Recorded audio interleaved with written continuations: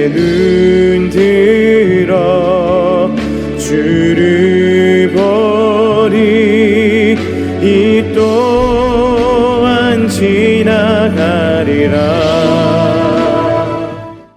평생 살아온 길 돌아보니 걸음마다 장마다 모두 죄뿐입니다. 우리 죄를 사하신 주의 은혜 크시니 골고다의 언덕길 주님 바라봅니다.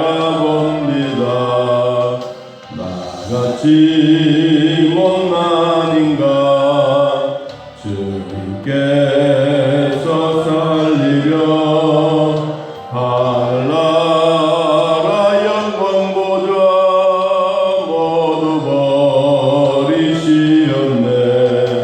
낮고 낮은 세상에 사랑 형상 입으신 하나님의 큰 사랑 어디에나 견주리.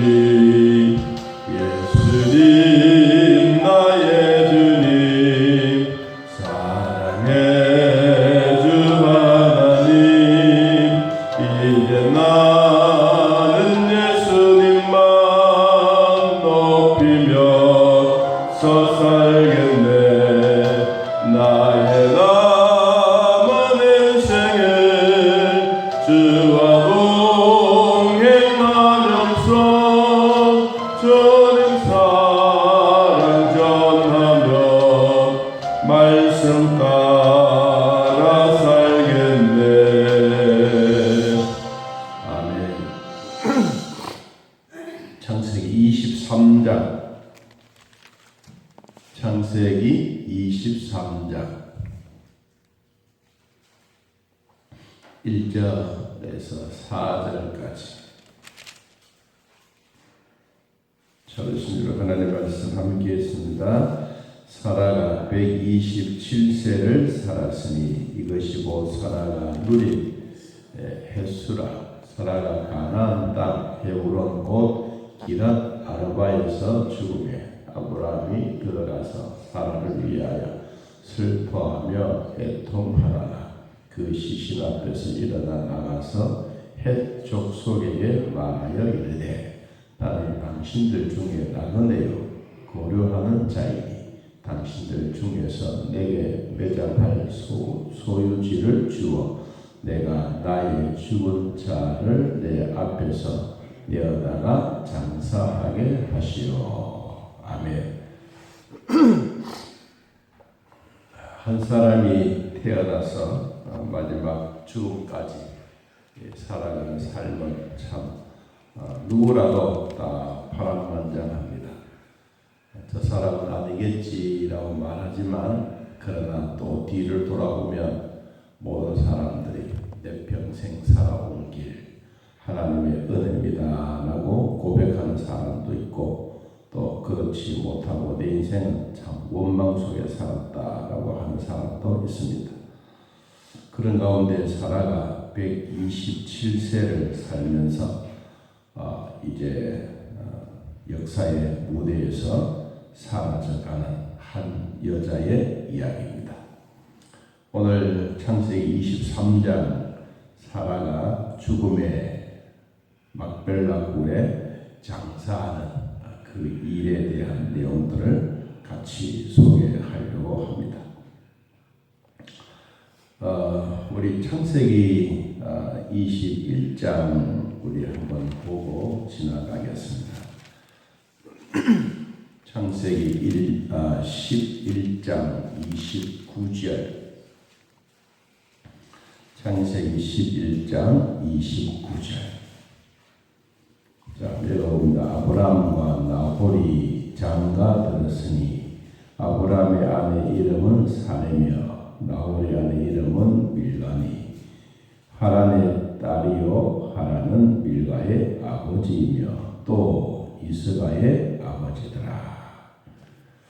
이 아브람과 사레가 장가들고 시집간 결혼한 성경 규정입니다. 그는 아브람이 장가들어서 함께 살았던 세월이 100년의 세월입니다. 100년 동안 신랑과 또 신부로서 또 엄마로서 살았던 삶입니다. 그는 젖과 꿀이 흐르는 가나안 땅에 들어가서 살았던 시기는 62년. 그 삶이라고 하는 것은 참 파란만장한 삶을 살면서 하나님이 약속하셨던 그 땅에 들어가 살았던 세월이 62년입니다. 그리고 이 언약의 자녀를 낳았던 그는 이 결혼하고 난 다음에 62년 후에 그는 37년 후 그리고 남편보다가 38년을 먼저 세상을 떠난 이 사라의 얘기입니다. 이 언약의 자녀 이삭을 낳고 참 하나님이 기적적으로 보여주셨던 그런 일들이 있었는데 사라가 살아온 삶에 대한 족보라 그럴까 살아온 삶에 대한 내용을 잠깐 살펴보고 주신 말씀 나누도록 하겠습니다. 사라는 이 제일 힘들었던 사라의 수모라고 하면 그는 바로의 아내로 수모를 당했습니다. 창세기 12장 10절 이하에 보니까 두 번째는 아비멜렉의 아내로 수모를 당했습니다. 그런데 사람들은 자기 아내를 누이라 또 아주 예쁘고 잘생겨서 거짓말을 함으로써 아내의 이런 고통을 당하게 되었습니다. 사람의 이런 거짓말 때문에 하나님은 개입을 하셔서 손대지 못하게 만들고 그리고 사라를 다시 하나님의 품으로 남편의 품으로 돌아오게 하는 그런 놀라운 일이 있었죠. 또 그러다가 아브라함의 몸에서 난 씨가 없어 하갈을 선택하여 이스마엘을 낳고 이스마엘을 낳음으로써 이 하갈이 아주 사라를 멸시함으로써 이들을 쫓아내고 또 살았던 삶도 있습니다. 그러다가 이제 사라의 이름을 하나님이 바꾸어 줍니다. 17장 15절 이하에 보니까 그는 그런 이름을 바꾸고 난 다음에 21장 1절 이하에 이삭을 낳습니다.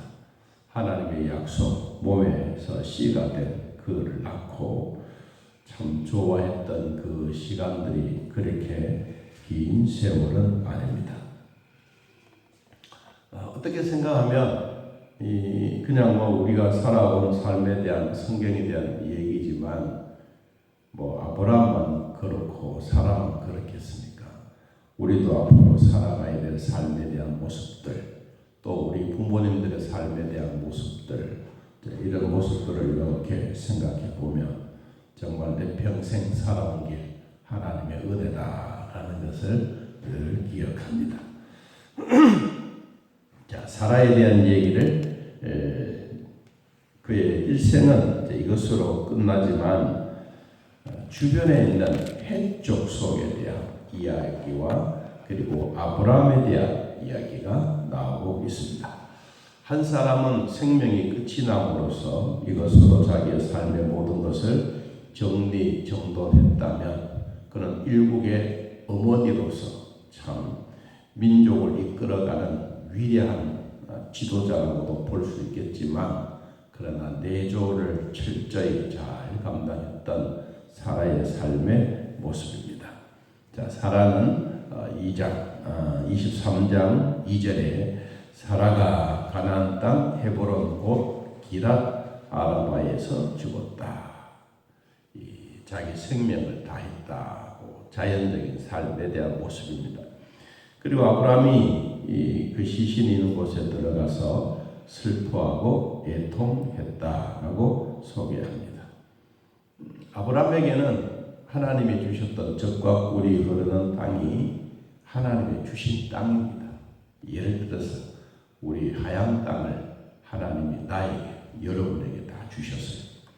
이 축복의 땅이고 가나안 땅인데 장사하려고 하니까 자기가 가지고 있는 땅이 없어요. 그래서 해쪽 속에 가서 이야기를 합니다. 내가 나그네로 살고 고려했던 자인데 내 아내가 죽었으므로 매장지가 없다. 당신네들이 갖고 있는 땅을 나에게 조금 팔아라. 우리로 그냥 생각하면 뭐 하나님이 주신 땅, 뭐 어디를 가든지 내 땅이라고 하면 될 텐데 여러분 내 소유자가 아니잖아요. 내게 없다는 거예요. 여러분 그래서 이 뒤에 보니까 아이고 아브라함 그렇게 안 해도 됩니다. 우리가 공짜로 다 드릴 테니까 여기서 묘지를 만들고 그리고 이 땅은 후대에 당신에게 주겠습니다. 그런 말을 해요. 그런데도 불구하고 아브라함은 아니요. 우리가 있어야 될 땅을 15절에 보니까 그 땅값은 은 400세겔이나 아주 많은 돈을 주고 샀습니다. 우리로 말하면 막 깎고 막 흔하게 사는 그 땅이 아니고 이 자기가 갖고 있는 그 시세에 몇 배를 더 주고라도 그 땅을 산 거예요. 그 땅을 사서 거기에 장사했다. 그리고 그 헤브론에서 이 장사가 되고 묘지가 생기게 됨으로써 이 묘지가 있는 그곳에 사실상 뭐 젖과 꿀이 흐르는 가나안 땅에서 떨어져서 자기네들이 자녀들이 후손들이 사는 삶에 대한 모습들을 보면 거리가 멀어요. 거리가 먼데도 가나안 땅에 아주 전진 기지처럼 자주 찾아가게 되는 그 이유가 되는 겁니다. 그냥 아브라함이 그래 뭐 이 땅을 공짜로 주려고 하니까 여기 묘지 쓰자 이 얘기가 아니고 아주 값진 돈을 주고 그 땅을 사서 묘지를 만들고 이제는 아브라함의 가족의 묘다라고 했습니다.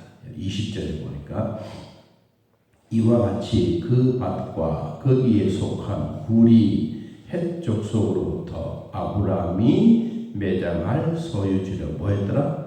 확정했더라. 확정. 이제는 가문의 대를 이어서 확정해 가는. 그러므로 아브라함도 이 옆에 왔고 그리고 이삭도 왔고 레아도 왔고 지금도 가면 이 아브라함의 묘, 사라의 묘가 크게 이 성지순례 가면 그 자리였습니다. 묘가 같이 이렇게 했습니다.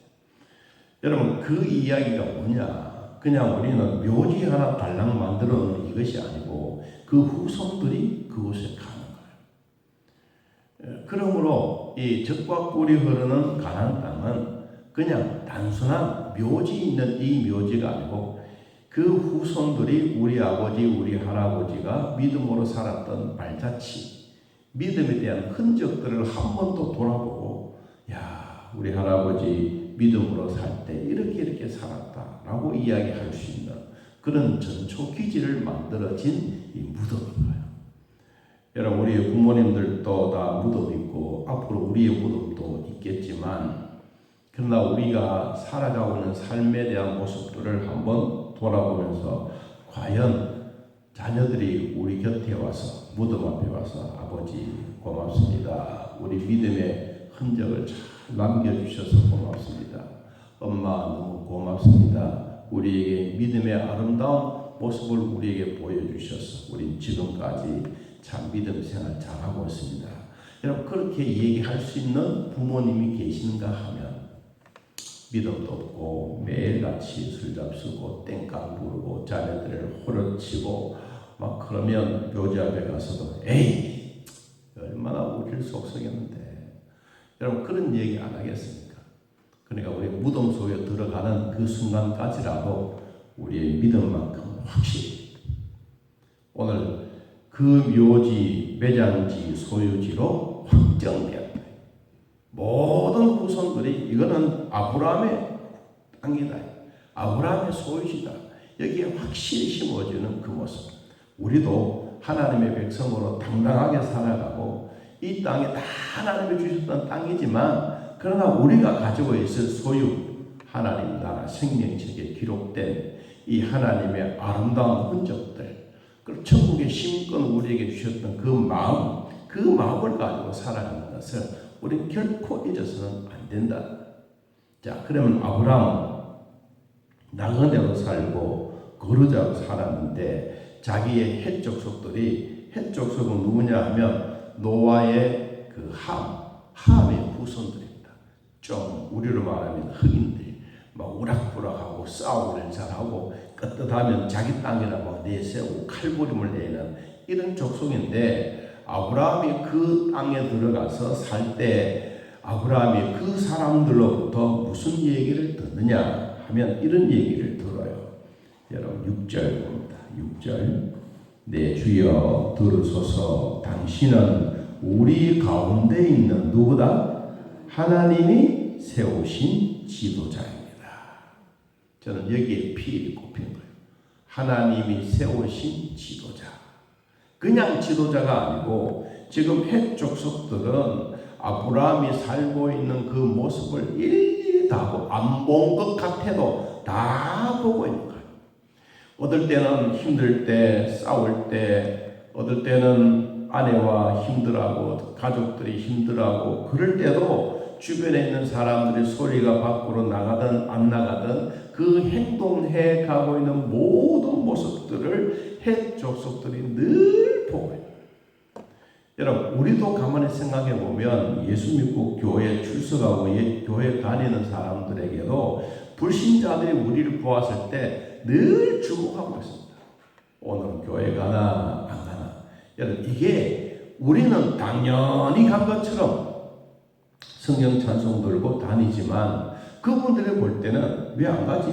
오늘 주일인데 벌써 그런 마음들이 있는 거예요. 아, 저 사람은 주사랑 교회 성도이기 때문에 일요일 되면 성경 찬송 들고 교회 간다. 이게 불신자들의 마음에 갖고 있는 거예요.